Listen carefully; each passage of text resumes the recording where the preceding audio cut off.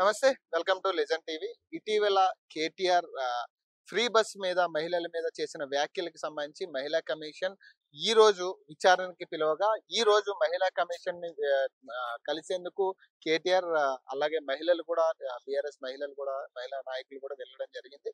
కొంత అక్కడ ఉద్రిక్త పరిస్థితి అయితే నెలకొన్న పరిస్థితి. అలాగే అటుపక్క కాంగ్రెస్ మహిళా నాయకులు కూడా రావడం జరిగింది. సో ప్రస్తుతం మాట్లాడే ప్రయత్నం చేద్దాం. పావని గౌడ్ గారు ప్రస్తుతం అంతా ఉన్నారు.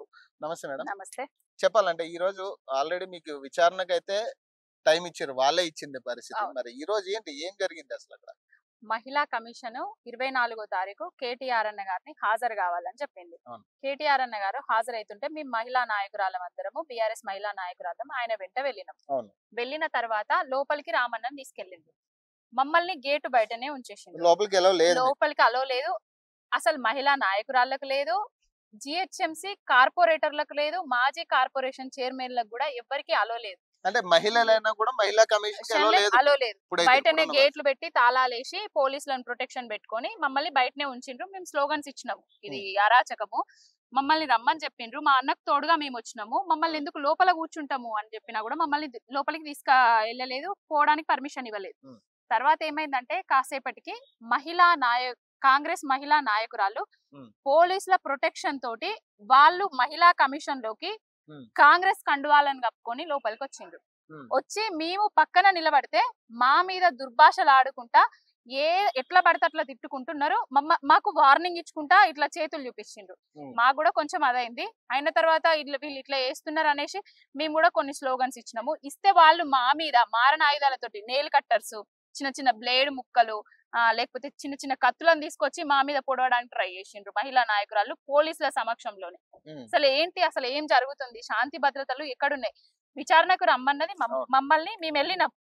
మా బీఆర్ఎస్ పార్టీ నాయకుడిని రమ్మన్నారు, ఆయనకు తోడుగా మేము వెళ్ళి కాంగ్రెస్ నాయకురాళ్లకు అక్కడ ఏం పని, ఎందుకోసం వచ్చిండ్రు అంటే వీళ్ళు కాంగ్రెస్ నాయకురాళ్ళు మమ్మల్ని కొట్టడానికి వచ్చిండ్రా? రేవంత్ రెడ్డి ప్రోద్బలంతో బీఆర్ఎస్ మహిళా నాయకురాళ్ల మీద దాడి చేయమని రేవంత్ రెడ్డి ఇట్లా పంపిండా?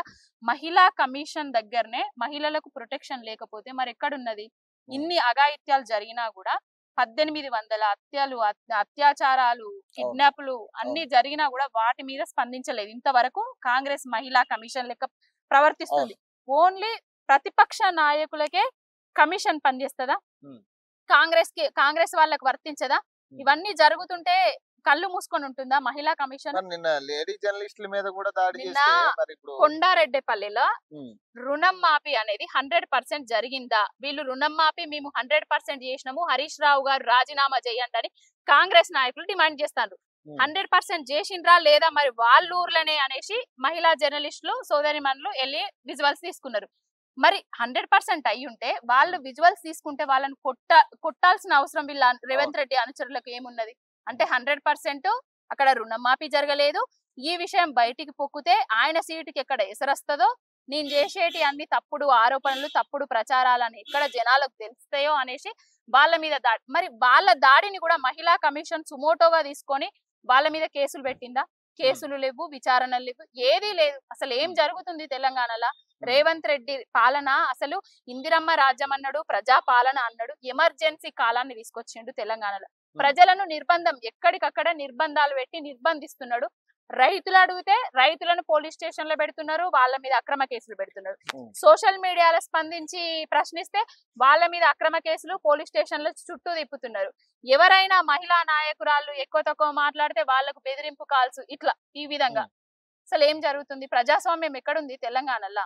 ఏం చేద్దాం అనుకుంటున్నాడు తెలంగాణ? పరిస్థితి చూస్తే ఒక మహిళల పరిస్థితి అంటే ఒక బీఆర్ఎస్ నాయకులు లేకపోతే కాంగ్రెస్ నాయకులు అనేది పక్కన పెడితే, నాయకురాళ్ళు అనేది పక్కన పెడితే, ఇందాక పరిస్థితి చూస్తే మహిళల మీద దాడి, ఇద్దరు పరంపర దాడులు చూస్తుంటే నిజంగా కూడా ఏదో ఒక రౌడీజం చేసినట్టు లేకపోతే అట్లనే ఉంది. అంటే ఇది తప్పు ఎవరిదంటారు? మరి అక్కడ స్టార్ట్ అయింది ఎట్లా? ఈ గొడవ స్టార్ట్ అయింది ఎట్లా? ఇప్పుడు గొడవ స్టార్ట్ అయిందంటే గొడవకు మెయిన్ కారణము మేము ఈ రోజు మాకు టైం ఉంది, మా నాయకుడిని అక్కడ హాజరుగమ్మని చెప్పిండ్రు. వాళ్ళు రావాల్సిన అవసరం ఏముందండి అక్కడికి? అంటే గొడవ చేసుకుందామనే వచ్చిండ్రు కదా. అంటే వీళ్ళని కొట్టాలి, వీళ్ళ మీదికి పోవాలి అనేసి గొడవకు వాళ్ళే వచ్చిండ్రు. మేము గొడవకు ప్రోత్సహించలేదు, మమ్మల్ని లోపలికి కూడా అలో చేయలేదు. బట్ వాళ్ళనే లోపలికి అలో చేసి పోలీస్ ప్రొటెక్షన్ ఇచ్చి పోలీసుల సమక్షంలోనే మమ్మల్ని కొట్టిండ్రు. జుట్లు బీకడము, కార్పొరేటర్లను, మహిళా నాయకురాలను కొట్టడము. అసలు ఏం మాకు ఒక నిమిషం ఏం అర్థం కాలేదు. అంటే ఈ మహిళా కమిషనర్ ఎవరు ఉన్నారు, మరి మహిళా కమిషన్ కి ఫిర్యాదు చేశారంటే ఈ విషయం మీద ఈ కొట్లాడిన విషయం అయితే ఫిర్యాదు చేయలేదు. ఇప్పుడు విజువల్స్ అవన్నీ చూస్తున్నారు కదా, వాళ్ళే మరి ఇద్దామని కూడా అనుకుంటున్నాం. అంటే మీరు అనుకుంటున్నారా మరి సానుకూలంగా స్పందన వస్తుందని ఇక సానుకూలంగా స్పందన వస్తది అనుకోవడం అనేది కల్లాది. సానుకూలంగా స్పందన అయితే రాదు. ఎందుకంటే మహిళా కమిషన్ కాంగ్రెస్ కమిషన్ గా వ్యవహరిస్తుంది అంతే. ఇంకా అంటే ప్రతిపక్ష నాయకులకే మహిళా కమిషన్, వాళ్ళు అధికారం పక్ష నాయకులకు ప్రశ్నించరు, వాళ్ళు కమిషన్ల కేసులు బుక్ చేయరు, ఏది కాదని మాకు తెలిసిపోయింది.